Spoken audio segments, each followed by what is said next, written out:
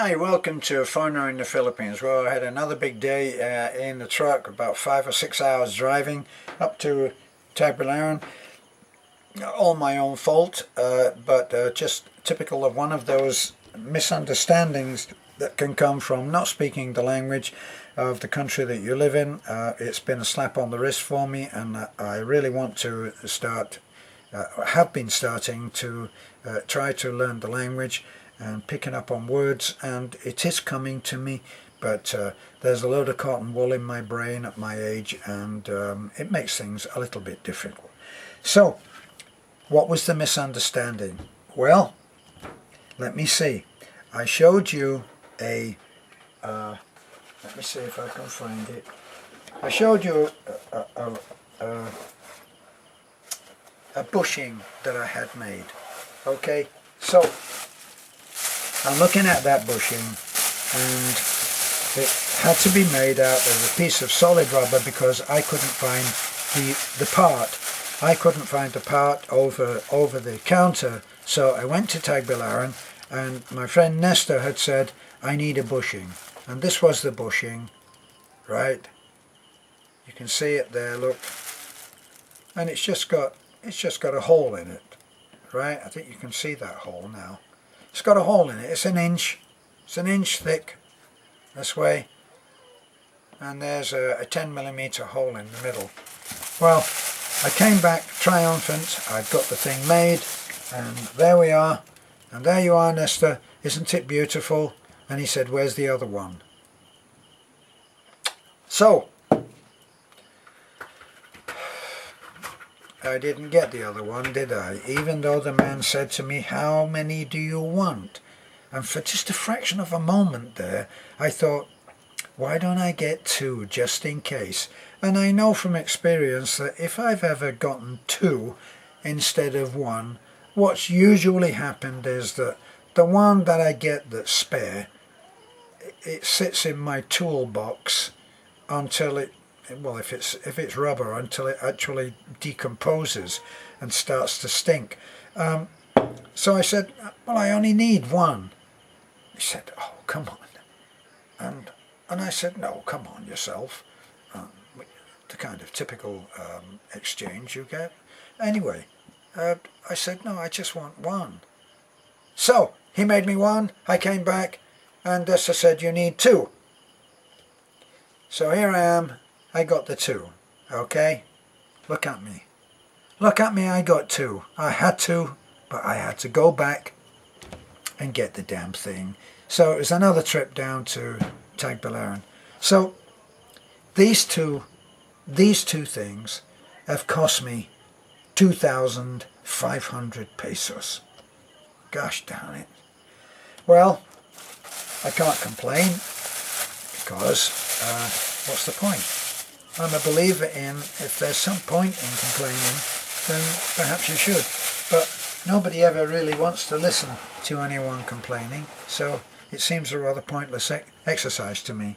Well, it seems like Murphy has taken a real disliking to me of late. So what's happened is that what I did was, when I realized that the Big Blue was not going to climb the hill because of the four-wheel drive, those pieces of rubber are something to do with the 4x4, probably the transfer case or something like that, where it transfers it from two-wheel drive to four-wheel drive, and that's as technical as I can get with you. So I know it's not going to happen, so I have to make arrangements for the Little Red, and I take the Little Red up there. The Big Blue is already there because I thought it could be repaired at that point a few days ago, and then I discover that it can't, and that's when he told me you need to get a rubber bushing. Or so I thought. So I said to him, do you think that you could repair the Little Red? Because it also needs 4 rubber bushings. Now, he did that for me in quick time, and I took it away. Well, it was a hell of a lot improved. And then today, while I was out getting this is, well, a couple of days ago while I was out at Tagbilaran. Timio used the truck and he brought in bags of ballast and gravel, and he drove up and down that very difficult path in the poor little red, and had it almost on the verge of collapse, which is why I took it, got all of the bushings fixed, and I thought that everything was fine. And then, as often happens, it wasn't. Isn't it strange how that happens? Well, anyway, we came back from Tagbilaran, arrived nice and early so that I wouldn't have to drive in the dark, put the Big Blue up at the at Timio's house, which is by the church, and it's safe up there, and we drove the Little Red. Well, we didn't get very far when I saw that all of the gas that I put into the Little Red had been used going up and down with the materials to our next project, which is doing some concrete work at the house. And I'm looking at it and it's between a quarter and empty, and I'm thinking I'm never going to get up there. So then I decide that I'll go up to the nearest gas station, which is Waka, get up there, and the lady comes out and says, "Sorry sir, no gas." No gas? So then I decide, well, we'll have to do what we did the last time. And we stopped. I was with Talik at the time. I picked her up going from school. So I picked her up and I said, well, we'll have to go to Taliban. So we started up on our way to Taliban, and on many occasions we stopped on the way, because we're talking about the first time that it happened, and then it happened again today. Well, the first time we ended up having to go all the way to Tagbilaran, to Taliban, to get gas, and then we came back and went home. Well, this time it wasn't quite so easy, and we've got a huge balikbayan box, which is like two balikbayan boxes, and I think that they're Siamese twins boxes because they're joined at the bottom. Sorry if I'm turning you on there, but anyway, and we've got that huge box which is from Tintin, thank you, and we'll go into our sincere thanks later when we open the boxes. Well, we've got that damn big box in the back of the truck, so we have to make it work. Now, we did manage along the way to spot some Coca-Cola bottles full of gas at one of the Sari stores, and we stopped and we filled up with 4 litres of gas, and then we made our way home, only to find that there was an awful lot that was still to do on the Little Red, because it's still banging and rattling and clanging, and it's that difficult path. We'll sort out every little weak point. So now we've got to go tomorrow and get Timio, and he will drive the Little Red up to Nestor's, and hopefully in one day we can get the Little Red fixed, and hopefully our two our